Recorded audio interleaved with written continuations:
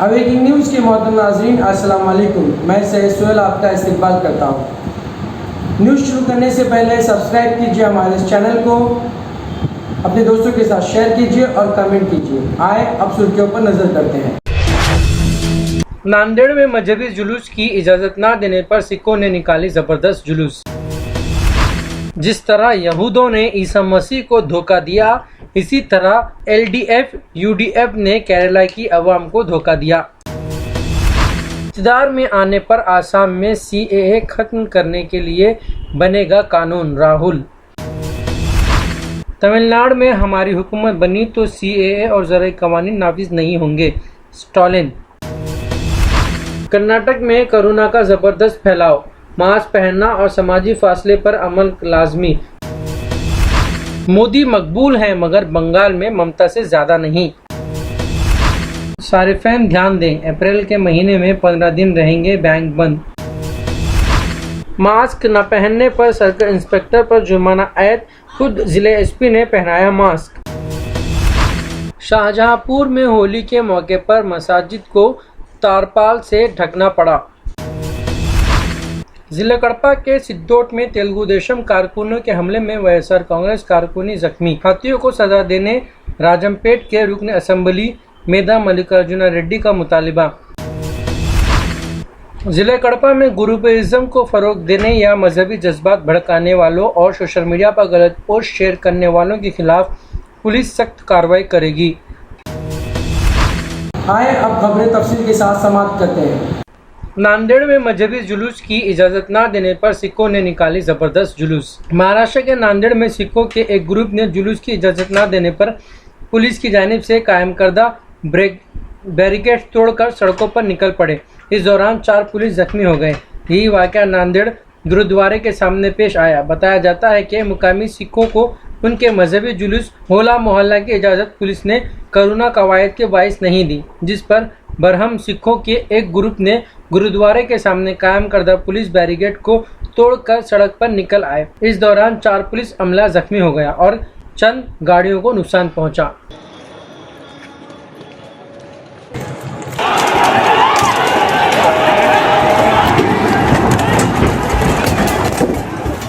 शीख बांधवांतर्फे दरवर्षी होळीच्या नंतरच्या दिवशी, धुळवडच्या दिवशी हल्लाबोल हा एक धार्मिक हल्लाबोल आयोजित केला जातो। कोविडच्या अनुषंगाने आणि जिल्हा प्रशासनाकडून काही प्रतिबंधात्मक निर्देश जाहीर करण्यात आलेले होते। त्यानुसार हल्लाबोलची परवानगी नाकारण्यात आलेली होती। यासाठी वेळोवेळी गुरुद्वाराचे सदस्य, त्यानंतर धर्मगुरू यांच्याशी चर्चा करण्यात आली होती आणि त्यांनी सुद्धा परिपत्रक काढून आवाहन केलं होतं की कोविडची परिस्थिती पाहता हल्लाबोल बाहेर पारंपरिक मार्गाने गुरुद्वाराच्या बाहेर न काढता आतल्यात काढायचं त्यांचं नियोजन होतं। आज संध्याकाळी 4च्या सुमारास नियोजित कार्यक्रम त्यांचा सुरू असताना निशान साहेब गेट नंबर 1 पर्यंत आलं, परंतु त्यांच्यात आपसात बाहेर काढण्यावरून एक वाद निर्माण व्हायला लागला आणि काही मुलं, साधारणतः 300 ते 400 मुलं हल्लाबोलच्या तयारीने गेट तोडून बाहेर आले आणि पारंपरिक मार्गाने त्यांनी हल्लाबोल केलेला आहे। यामध्ये 4 कर्मचारी जखमी झालेले आहेत। शासकीय वाहनांचं नुकसान झालेलं आहे। आम्ही आता गुन्हा दाखल करून पुढील कायदेशीर कारवाई करत आहोत। जिस तरह यहूदियों ने ईसा मसीह को धोखा दिया, इसी तरह एलडीएफ यूडीएफ ने केरला की अवाम को धोखा दिया। वज़ीर-ए-आज़म नरेंद्र मोदी ने मंगल के रोज केरला की मार्क्स कम्युनिस्ट पार्टी की ज़ेर क़यादत लेफ्ट डेमोक्रेटिक फ्रंट की हुकूमत पर सोने के कुछ टुकड़ों के लिए रियासत के लोगों को धोखा देने का इल्ज़ाम आयद किया। नरेंद्र मोदी ने यहां अपनी पहली इंतखाबी रैली से खिताब करते हुए कहा कि एलडीएफ के बारे में कहा जा सकता है कि जिस तरह जूड्स ने चांदी की लालच में ईसा मसीह को धोखा दिया था, इसी तरह एलडीएफ ने सोने की चंद टुकड़ों के लिए केरला के लोगों को धोखा दिया है। नरेंद्र मोदी का ये तबसरा वाज़ेह तौर पर 2020 के केरला के सोने के स्मगलिंग के केस के तनाज़ुर में था। उन्होंने कहा कि गुज़िश्ता कुछ वर्षों में बड़ी तब्दीली देखी जा रही है। Sisters and brothers of Kerala, there is one important topic on which I want to speak on from this land of Palakkad. It is about the LDF and UDF's direct attack on Kerala's culture. These parties are ashamed of the culture of our land. Their leaders abuse our tradition and ethos. LDF government should be ashamed of showering lathis on innocent devotees. इक़्तिदार में आने पर आसाम में CAA खत्म करने के लिए बनेगा कानून। राहुल। कांग्रेस के साबिक सदर राहुल गांधी ने कहा है कि शहरियत कानून CAA मुल्क के बाशिंदों पर एक मोहल्लिक हमला है और उनकी पार्टी आसाम असेंबली इंतखाबात के बाद इक़्तिदार में आने पर इस कानून को नाफिज नहीं होने देगी। मिस्टर गांधी ने मंगल के रोज ट्वीट करके कहा, CAA आसाम पर हमला है, जबान, सोच, तारीख, सकाफत पर हमला करने का एक जरिया है। यह हम कभी होने नहीं देंगे। हुकूमत बनाने के बाद हम आसाम में कानून बनाएंगे और CAA को लागू नहीं होने देंगे। ये कानून आसाम की सकाफत, तारीख के मुनाफी है। हम ये कभी नहीं होने देंगे। और लड़ना पड़ेगा प्यार से, पत्थरों से नहीं, लाठी से नहीं, बंदूक से नहीं, प्यार से।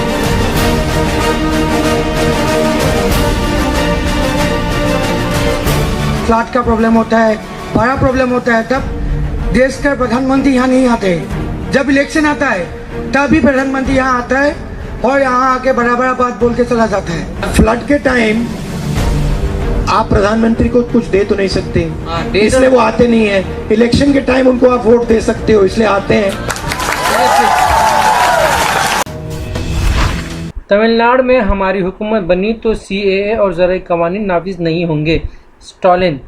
DMK के सरबराह MK स्टालिन ने वादा किया है कि अगर रियासत में उनकी पार्टी DMK की हुकूमत तश्कील दी गई तो वो ना तो शहरियत तरमीम कानून यानी CAA और ना ही ज़राई कवानीन की इजाज़त देंगे।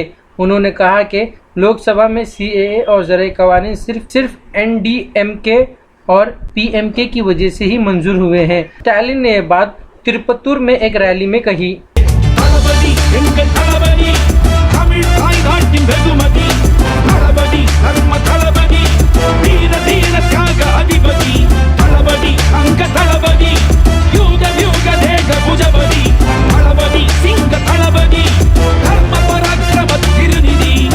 திராவிட முன்னேற்ற கழகத்தை பொறுத்தவரையில இது பணங்காட்டினரை எந்த சலசலப்புக்கு நாம் அஞ்சிட மாட்டோம் என்பது எல்லோருக்கும் தெரியும்.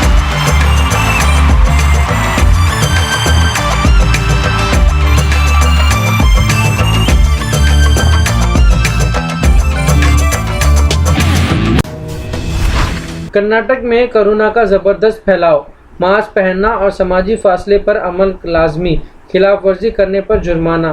अगले 15 दिन कोई एहतजाज और रैली नहीं, रियासत में लॉकडाउन का इरादा नहीं। येदियुरप्पा। कर्नाटक में कोरोना के ज़बरदस्त फैलाव के पेश नज़र येदियुरप्पा की क़यादत वाली हुकूमत ने लॉकडाउन के नफाज का इनकार करते हुए कहा कि मास्क पहनना और समाजी फासले पर हर सूरत में सख्ती के साथ अमल हो। उन्होंने बताया कि बेंगलुरु के अपार्टमेंटों में मुनक्किद होने वाले मुख्तलिफ पार्टियों पर पाबंदी आयद कर दी गई है। अपार्टमेंटों में किसी भी तरह की पार्टी मुनक्किद नहीं की जा सकती। मैसूर, कालबुर्गी, जनूबी केनरा और उडुपी अजला में 100 पॉजिटिव मामले मंजर आम पर आए हैं। इसकी रोकथाम के लिए मुनासिब इकदाम किए जाएंगे। ಕಟ್ಟುನಿಟ್ಟಿನ ಕ್ರಮವನ್ನು ನೀವೇ ತಗೊಳ್ಬೇಕು.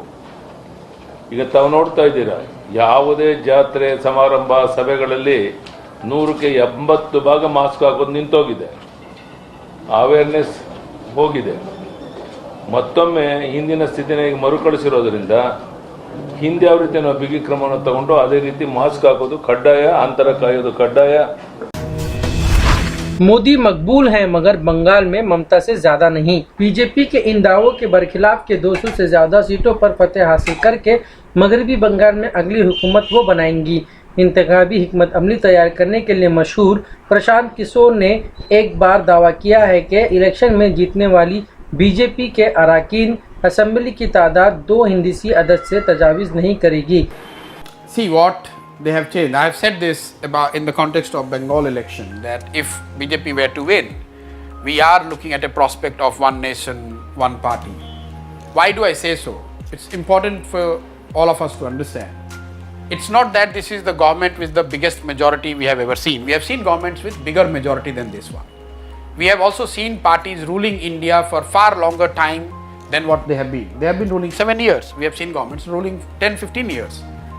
Why we are saying that this is different is because of the reason that beyond your voting preference, here is a government, they want to have complete dominance on the psychological mind space of people beyond voting. So they don't want only your vote, they also want to interfere into what you wear, what you eat, who do you are friends with, what your faith is. That bothers people. सारिफैन ध्यान दें, अप्रैल के महीने में 15 दिन रहेंगे bank बंद। अगले माह अप्रैल में बैंकों में 15 रोज की तातीलात होगी। माली साल 2021-22 में 1 अप्रैल को पहला दिन होने की वजह से बैंकों में तातील रहेगी, जबकि अगले रोज गुड फ्राइडे है, जिसकी वजह से बैंक 2 अप्रैल को भी बंद रहेंगे। इसके बाद 4 अप्रैल को इतवार और 5 अप्रैल को बाबू जगजीवन राम की जयंती है, जिसके सबब सभी बैंकों में तातील रहेंगी। 6 अप्रैल को तमिलनाडु में असेंबली इंतखाबात हैं, जिसके 22 बैंकों में छुट्टी होगी। मजीद ये कि 10 अप्रैल को महीने का दूसरा हफ्ता और 11 अप्रैल को इतवार की वजह से बैंक बंद रहेंगे। इसके बाद गुड़ी पाड़वा, तेलुगु का नए साल के दिन, उगादी फेस्टिवल की वजह से बैंकों में 3 अप्रैल को तातील होगी। अगले रोज 14 अप्रैल है और बाबा साहब भीमराव अंबेडकर का यौम पैदाइश है। साथ ही तमिल नए साल का दिन वशु बेजू फेस्टिवल, चोरोबा, बोहाग और बेहू की वजह से बैंकों में छुट्टी रहेगी। वहीं 15 अप्रैल को हिमाचल डे, बंगाली नए साल का दिन, बोहाग बेयू और सरहुल की तातील रहेगी। वहीं 16 अप्रैल को बोहाग बेयू और 18 अप्रैल को इतवार है। मजीद 21 अप्रैल को रामनवमी है, जिसकी वजह से बैंकों में छुट्टी रहेगी। फिर 24 अप्रैल को माह का चौथा हफ्ता और 25 तारीख को इतवार की वजह से बैंकों में कोई काम नहीं होगा। मास्क न पहनने पर सर्कल इंस्पेक्टर पर जुर्माना आयद, खुद जिले एसपी ने पहनाया मास्क। मुल्क में दोबारा कोरोना मामलात के उरूज के पेश नज़र मरकज़ी और रियासती हुकूमत की जानिब से मास्क के इस्तेमाल को लाजमी करार दिया गया है और मास्क का इस्तेमाल न करने वालों के खिलाफ खुसूसी मुहिम चलाई जा रही है। आंध्र प्रदेश रियासत के गुंटूर में तेलूर से पुलिस स्टेशन से ताल्लुक़ रखने वाले सर्कल इंस्पेक्टर मल्लिकार्जुन राव को बगैर मास्क जाता देखकर उन्हें फौरी तौर पर रोका और सीआई से दरियाफ्त किया कि मुल्क में कोरोना मामलात के बढ़ते तनाजुर में हर एक को लाजमी तौर पर मास्क पहनने को कहा जा रहा है और आपने मास्क क्यों नहीं पहना, जिस पर सीआई ने उलझन में भूल जाने का उज़्र पेश किया, जिस पर एसपी ने सीआई को जुर्माना आयद किया और खुद मास्क मंगवाकर अपने हाथों से सीआई को मास्क पहनवाया। एसपी ने कहा कि कोरोना के बढ़ते कहर के पेश नज़र पुलिस को भी चौकस रहते हुए खुद एहतियाती तदाबीर इख्तियार करनी चाहिए। उन्होंने मोटरसाइकिल राहगीरों को भी इंतबाह दिया कि बगैर मास्क के वो सड़क पर ना निकलें। शाहजहांपुर में होली के मौके पर मसाजिद को तारपाल से ढकना पड़ा। उत्तर प्रदेश के शाहजहांपुर में निज़ाम व नुस्ख बरकरार रखने के लिए शरपसंदों की नकील कसने के बजाय होली के मौके पर ज़िले इंतज़ामिया ने इन 43 मसाजिद को ही तरपाल से ढक दिया जो सड़क के किनारे वाक़े हैं और जिन पर गुलाल फेंके जाने की वजह से किसी तरह की बदनामी फैलने का अंदेशा था। ये इंतज़ाम ख़ास तौर पर होली के मौके पर निकलने वाले लाट साहब के जुलूस के लिए किया गया था। पुलिस ज़राए का कहना है कि होली के दौरान मसाजिद पर रंग या जूते फेंकने के वाक़यात हो जाते हैं, जिसकी वजह से अक्सर तनाज़ा पैदा होता है। इससे बचने के लिए मसाजिद को प्लास्टिक कोर से ढक दिया गया है।